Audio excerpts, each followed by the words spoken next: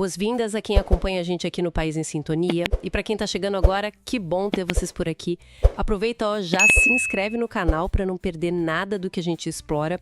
Hoje a gente tem um material que fala de um desafio que, olha, tira o sono de muita gente. Educar sem gritar. É aquela situação, né, que está descrita aqui no texto que recebemos. Pais, mães se pegando gritando, às vezes sem querer mesmo. E depois vem aquela culpa, aquela frustração. O interessante é que o material não vem com fórmula mágica não, viu? Mas sugere que tem sim um outro caminho. Uma coisa mais de, tipo, mudar o jeito de olhar e usar umas ferramentas práticas.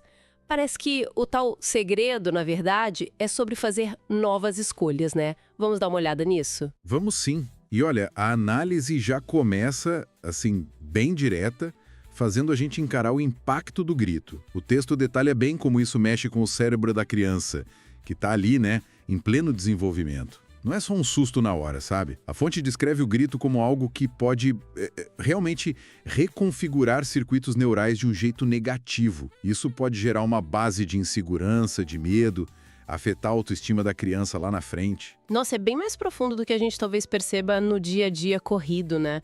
E esses danos emocionais, como é que eles aparecem no comportamento? Então, o material aponta para várias reações. A criança pode ficar mais medrosa, sabe? Mais retraída, ou então ir para o outro lado, ficar mais desafiadora, mais rebelde. E aí entra um ponto que os autores levantam que é crucial. O grito vira modelo de comunicação. Modelo? Como assim? A criança pode começar a achar que gritar é o jeito normal, ou o jeito eficaz de resolver um problema, de mostrar que está frustrada, entende? E isso, claro, vai desgastando a relação. Pode criar uma distância, quebrar a confiança. O texto chama isso de espiral negativa. Entendi essa espiral. O grito gera uma reação de defesa na criança, aí o adulto fica mais frustrado, grita mais. Vira um ciclo, né? Exatamente, um ciclo bem vicioso. Mas por que será que a gente cai tanto nessa armadilha? O que o material fala sobre os nossos gatilhos, os gatilhos dos adultos? Ah, os gatilhos. A fonte lista vários que, nossa, muita gente vai se identificar na hora. O cansaço acumulado, sabe? O estresse do dia a dia, do trabalho, da rotina. A frustração quando as coisas não saem como a gente planejou. E soma isso, como o texto bem aponta, com os padrões que a gente às vezes traz lá da nossa infância, né? Coisas que a gente repete quase sem pensar. E a falta de opção também, né? Isso. Aquela sensação de que, na hora H, na pressão, parece que não tem outra ferramenta, que o grito é o único recurso. E aquela ideia de que gritar funciona para impor respeito, para ter controle, o material fala disso. Fala, sim. E ele meio que desmistifica essa busca pelo controle rápido. A análise sugere que essa percepção de que gritar garante obediência na hora é meio ilusória, sabe? Questiona aquela ideia antiga da mão pesada. Por isso, um ponto de partida que o texto diz ser fundamental é o autoconhecimento. Entender as próprias emoções, os limites, o que tira a gente do sério. Ok, então tá claro o impacto e de onde vêm muitos desses impulsos de gritar. Mas o ponto principal desse material parece ser que, beleza, tem o diagnóstico, mas tem também outro jeito de fazer, né? Quais são essas ferramentas que ele apresenta? Sim, e aqui a coisa fica bem prática mesmo. Uma ideia central que eles destacam é a da conexão antes da correção. Conexão antes da correção. O que significa isso na prática? Basicamente, antes de você ir lá corrigir um comportamento, o foco é em fortalecer o vínculo. Fazer a criança se sentir vista, compreendida, sabe? E só depois, com essa base de segurança estabelecida, é que você aborda o comportamento que não foi legal. Essa ideia parece poderosa. Mas assim, no calor do momento, como é que o material sugere que a gente consiga fazer essa conexão? É difícil, né? É um desafio. Mas a análise traz umas técnicas bem valiosas. Uma delas é a comunicação não violenta, a CNV. Na prática, como está descrito lá, isso significa tentar falar dos nossos sentimentos e necessidades. Tipo, em vez de acusar, você nunca me obedece. Tentar algo como, eu fico preocupada quando você corre perto da escada porque tenho medo que você caia e se machuque. Entendi. Falar do eu, do que eu sinto e preciso, em vez do você acusatório. Exato. E também praticar a tal da escutativa, que é tentar entender de verdade o que está por trás daquele comportamento da criança. Qual necessidade ela está tentando comunicar ali, mesmo que de um jeito meio torto. E o material não está dizendo para a gente abandonar regras e limites, certo? Pelo contrário, né? De jeito nenhum. Os autores reforçam muito isso. Estabelecer limites claros, sim, com firmeza, mas sempre com respeito, com amor. E uma ferramenta que o texto detalha bem são as consequências naturais e lógicas. Diferente de punição. Isso. Em vez de uma punição arbitrária, tipo ficar sem TV porque derrubou o suco de propósito, uma consequência lógica seria, por exemplo, a criança ajudar a limpar. Conecta a ação com o resultado direto. Faz todo sentido. E o reforço positivo? Também, super importante. Valorizar, elogiar, notar quando a criança faz algo legal, quando se comporta bem. Isso também é chave. Beleza. Mas, para conseguir aplicar tudo isso, o foco volta pra gente, pros adultos, né? Como é que a gente mantém a calma no meio do furacão? Aí está um ponto crucial.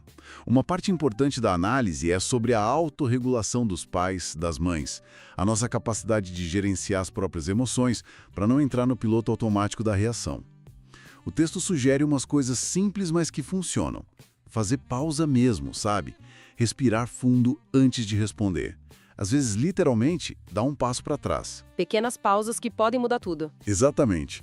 E cuidar do próprio bem-estar, né? Sono, alimentação, ter uns momentos de respiro pra gente.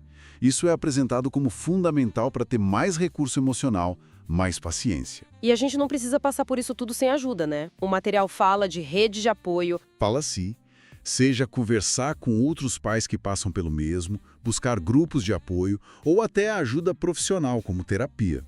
Reconhecer que a gente precisa de suporte e ir atrás disso é visto lá como sinal de força, não de fraqueza. É importante isso. Então, pra gente amarrar tudo, essa análise toda mostra que sair desse círculo do grito é tipo uma jornada, né? Primeiro, entender o impacto real nos filhos. Depois, reconhecer os nossos gatilhos, nossos limites. E aí, o passo seguinte é escolher e usar conscientemente essas novas ferramentas que o material detalha. De comunicação, de conexão, de autocontrole. É um processo de transformação mesmo, que vai além só da criação dos filhos, né? Parece que mexe com a gente como um todo. Baseado nas ideias da psicóloga Daniela Faria. A proposta aqui é ir um pouco além daquele não tenha medo, né? Tentar entender de onde vem esse sentimento e, bom, achar umas estratégias talvez mais eficazes para lidar com isso. Exatamente. E a perspectiva que ela traz é que, muitas vezes, o medo não está ligado a um perigo real ali, na hora. Vem mais de uma... como ela chama?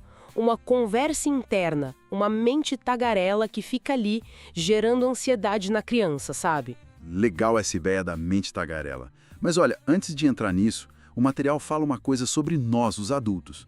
Parece que a nossa reação ao medo da criança pode acabar atrapalhando, é isso? Sim, esse ponto é fundamental. A forma como o adulto reage, sabe? Às vezes com muita ansiedade ou super protegendo demais, ou até tentando, eliminar o medo a qualquer custo, isso pode acabar passando a mensagem para a criança de que o próprio medo é algo perigoso ou que ela não consegue lidar. Entende? A sugestão do material é que o adulto primeiro olhe para si, para sua própria reação. Se o adulto entra em pânico junto, meio que valida a ideia de que tem um perigo ali, mesmo que não tenha.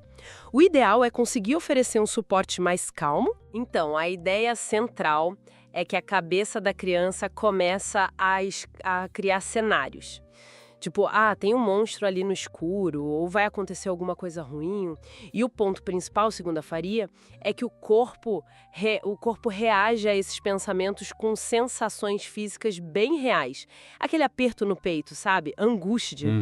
Como se o perigo fosse de verdade ali acontecendo. Entendi. E essa sensação física, então, vira meio que uma prova para a criança de que aquele pensamento assustador é verdade.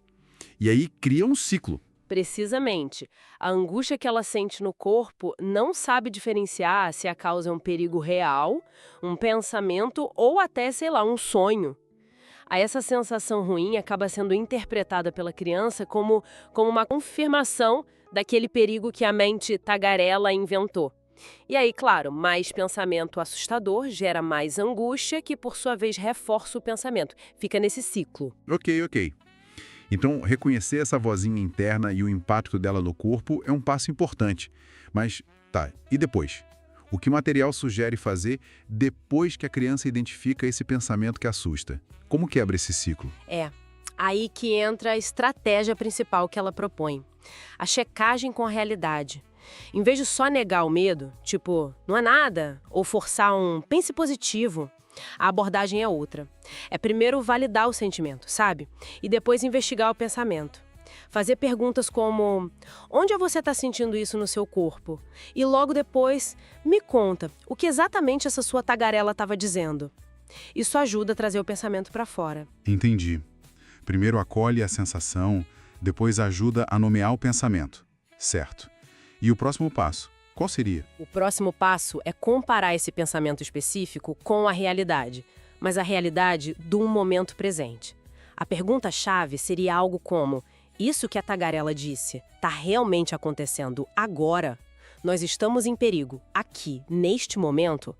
Se a resposta for não, por exemplo, o quarto está escuro, mas está seguro, não tem monstro nenhum, a orientação é ajudar a criança a conscientemente descartar ou jogar fora esse pensamento. Por quê? Porque ele não bate com os fatos atuais, entende? Lembro do exemplo do cachorro que ela dá no material, ilustra bem isso, né? Se a tagarela diz, ele vai te morder, mas o cachorro que está ali na frente está, sei lá, abanando o rabo, parece amigável, a ação é descartar o pensamento. Mas e se o cachorro realmente parece ameaçador? Aí sim. Aí a ação tem que ser baseada na realidade. Se afastar, pedir ajuda, enfim, o objetivo é ensinar a criança a usar a realidade do agora como um filtro para esses pensamentos que assustam. O processo ficaria mais ou menos assim: sentir a angústia, reconhecer a tagarela, questionar o pensamento, checar com a realidade do momento. Se não tem perigo real agora, o pensamento é só um pensamento. Se tem perigo real, aí sim, tem que agir. Então o papel do adulto seria mais acompanhar a criança nesse processo, ajudando ela a praticar essa checagem no dia a dia, né? Para fortalecer essa habilidade de diferenciar o que é pensamento e o que é realidade. Exato. O objetivo final, como o material aponta, é construir resiliência mesmo. É fazer com que a criança, aos poucos, aprenda a fazer essa distinção sozinha. Que ela entenda que nem todo pensamento assustador é um fato e que ela tem sim a capacidade de avaliar a situação real e decidir o que fazer. A chave é sempre essa: voltar para a realidade do presente. Então, resumindo um pouco, a abordagem da Faria parece focar menos em tentar eliminar o medo e mais em dar para a criança uma ferramenta, essa tal checagem com a realidade, para ela entender e gerenciar melhor essa conexão entre o que ela pensa, o que ela sente e o que está acontecendo de fato ao redor dela. Perfeito, é bem isso. E sabe que isso me leva a pensar numa coisa que vai um pouquinho além do material, mas acho que conecta. Será que nós, adultos, não poderíamos usar essa mesma técnica de reconhecer a nossa própria mente tagarela e checar com a realidade em tantas outras situações do dia a dia que geram ansiedade na gente? Observar nossos próprios pensamentos e filtrar eles pela realidade do presente. Talvez fosse útil não só para ajudar as crianças, mas para nós mesmos também, né? Fica aí a provocação para a gente pensar. E para quem gostou dessa nossa conversa e quer mais conteúdo assim, sobre desenvolvimento infantil, parentalidade, com base em fontes confiáveis, fica a dica, né? Sim, a gente recomenda dar uma olhada no canal Pais em Sintonia, lá no YouTube. O pessoal lá aborda esses temas de um jeito bem claro, bem prático. Isso mesmo. Procurem lá. Pais em Sintonia. Se essa nossa análise aqui ajudou de alguma forma, considerem se inscrever no canal deles, curtir os vídeos, compartilhar. Vale a pena. Com certeza. E a gente se encontra na próxima.